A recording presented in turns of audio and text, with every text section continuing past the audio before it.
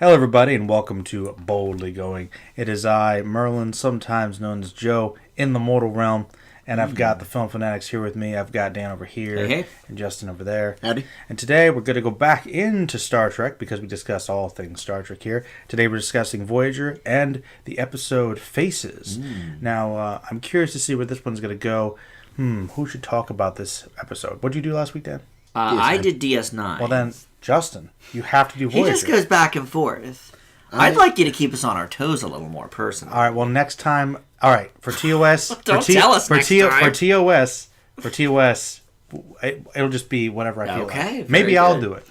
do it. You've done a couple. Did a few. Yeah. Oh boy, this episode. Here we go. Okay. So, in this one, Torres, Paris, and generic red shirt that we don't really see. Actually, he's a gold shirt. Yeah, I was going to say yellow shirt. Which is blazer. basically the same thing in post TOS. Okay, generic dead. Well, hey, no spoilers. Surely the non-main character will make it in Star Trek, right? It's Star Trek. What? But no. Go ahead. And generic, inevitably doomed crew member Definitely, yeah. are on this mission, and Torres is more or less captured. Her Klingon DNA is extracted and pretty much split into two separate entities for mysterious purposes. So we have the human side, which is mysteriously cowardly. Cough, cough, Trek sexism. Cough, cough. Ooh, And I don't know about that, but go on. and we have the savage Klingon version on the other hand. Hashtag racism. Yes, quite. The noble savage, but no. Ooh, And dark places. Okay, keep going. well, that's Trek. But yeah. But so there's this whole mission to try and figure out what all happened, why things happened the way they did, and sort of try and restore order in the process. Meanwhile, Janeway is still up on Voyager, trying to make sense of the whole situation and guide them all to some peaceful resolution. That's right. What'd you think about it? So, this is an episode that I feel like I would have liked so much better if it didn't seem like such a glaring ripoff of the Twilight episode Eye of the Beholder. It's like, oh yes, let's do an episode where what if we didn't actually have to have Torres and makeup for half the episode, and we can just film the other half some other time and la di da. Yeah, definitely was easy on the makeup people one day. Yeah, I was gonna say it's.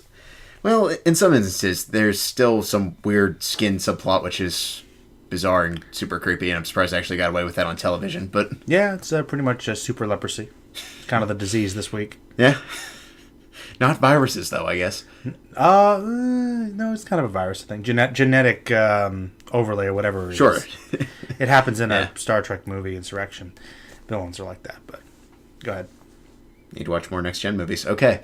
No, you don't. Well, First Contact, I guess. Yeah, that's the only one. Okay. Yes, but no. That part really bothered me. I think the actress who plays Torres does a really good job handling both roles. She's good, yeah. I didn't really know how to feel about, like, oh yeah, the human is a coward, and Paris has to give her the whole pep talk thing. It's like, I mean, really? as I'm sure you would have guessed, the whole Star Trek likes to kind of have the interracial thing with the whole. In this case, it's more alien based. She's half Klingon, half human. So since there's two species involved, we got to try to balance the naturally aggressive Klingon aspect, because of course all Klingons are warriors, because in Star Trek every race is one thing. So if she's a human, maybe that's where she gets her more sensitive side. And she happens to be a woman, too. I don't think it's necessarily sexist, but... I didn't think so. But, yeah, Certainly bordering on sexist. And when you know the, recurring trend of, these vulnerable women that they keep throwing into Trek. Voyager has a woman as a captain, Justin. Need we bring up the episode where literally Neelix tells her off and she's cool with it? The point is that she was still getting her footing. The Torres arc for having to deal with the half Klingon aspect is something that they deal with all the time. This is just one way that they blatantly kind of point out the issues she might be having. Yeah. I mean, one thing I do want to give this episode points for is Paris is not so much of the generic kind of jerky character he typically is. He has to do something too. And he actually does something in this episode, so certain points there. And Harry Kim does something. He lets them not die. Yeah, I mean, Beam me still up. kind of in perilous situations, shall we say? But he doesn't, get tossed out of a shaft somewhere. Yeah. no, I suppose not. For me, I think this was an episode that probably looked really good on paper. Mm-hmm. In execution, it's fair, but it's better than some of the other really, really mediocre Voyager episodes we've watched. I'd leave it with a C+. All right. Dan, what do you think about it? Well, I'm glad Justin went first. Okay. So I could hear all about the opinions. Because I did not find these to be correct for me. I really, really liked this episode. I think it's one of the best Voyagers I've seen. Oh, snap. Thus far. I thought especially after watching Data Lore, I thought this two-person evil number evil was twin.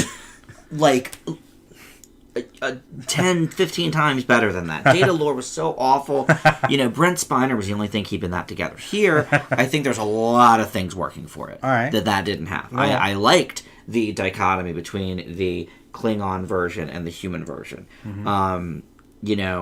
It really... Sometimes, I don't know. Did you like the space leprosy? What's that? The space leprosy? You like that? The space leprosy was fine. Makeup was pretty good. The makeup was good. And I'm sure she enjoyed not being in makeup, for a little once, bit. Yeah. Very pretty woman. Yeah. I thought she did a great job with both the roles. I didn't think of any kind of sexism at all, because I do think that if it was a man, the dialogue would be exactly the same. I don't necessarily think that it was because she was a woman that she's weak. Well, Voyager humans are weak. Is like the answer to the whole Star Trek sexism thing anyway. That's what I think. That's what I think. But whatever. But Klingons are warriors. That's what they do. We've learned this in everything. 50 years of Trek now. That's fair. Why is that racist or surprising or questionable? It's just what they are. They're warriors, and okay, it's fine. I like that Neelix made a Wizard of Oz reference. Always good. I made like soup that too. Harry Kim I was going to say, do you enjoy the Shay Neelix Tuvok hour? Well, the comedy bit there. That wasn't my favorite part, but I like that Harry Kim wasn't being completely useless. I really enjoyed Faces. I give it an A-. Oh, wow. Well, you might find this very interesting, but I'm kind of in between you guys. Okay. Now, I will admit that the whole splitting apart thing, it's been done before, and it's very silly. I'll give you that. It's potentially very silly, but I think they explore some interesting things with it. But, okay. I mean, Justin's mentioning a Twilight Zone episode, and that's fine. But by the time Voyager came on, I mean, come on, everything was done in sci-fi. It's the twist on it. You're not wrong. Between Outer Limits and Twilight Zone and 3 different Star Trek shows and, X-Files now. And X-Files. Yeah, I mean, there was a lot of things that had already been done. So I can't fault it necessarily for, even before that, in books, Jules Verne and, whatever, Bradbury. It's been 100 years. Yeah. I got you. I understand. So I understand. No, you're right. It's definitely been done. I think that it's better than the standard evil twin like Data Lore, where it's just there is an evil twin. Yeah. Instead, we take the person and we show both Much sides better. of them. And certainly better than Evil Kirk. So, better acted than Evil Kirk. True. For sure. I'm Captain Kirk. Anyway, sorry, I couldn't resist. No, that's pretty classic. I think Torres is definitely one of the more interesting characters, and this is the first episode we really get to delve more into her. That's the other thing I liked about it, is that we barely knew her before this episode. And Paris, you're right, isn't completely insufferable in this. Carrie Kim's not useless in this. And I even like the little Neelix comedy myself, for once. Right. So I mean, overall, I think this was a pretty solid episode. I really enjoyed it. It's one of the better Season 1 Voyages for me. I leave it with a B. Okay. Yeah. Definitely. Well, yeah, going into this, I was kind of worried, because when we do Voyager, we always do a month wrap-up of which were the best episodes from this month.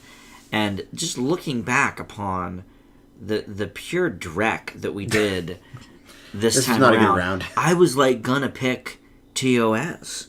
Again? Which was the one with...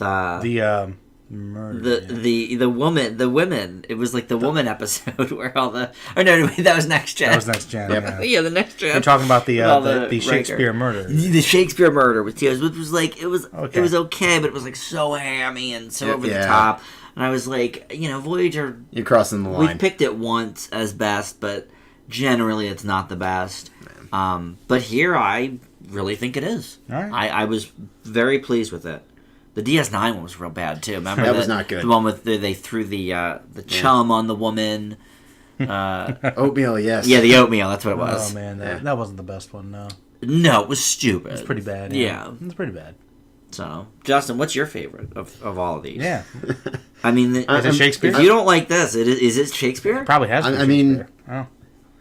TNG I was so might have to bad. say Voyager just because I think TOS kind of crossed the line on camp. Oh, a little too campy for you that time. Yeah, like really, we went this route.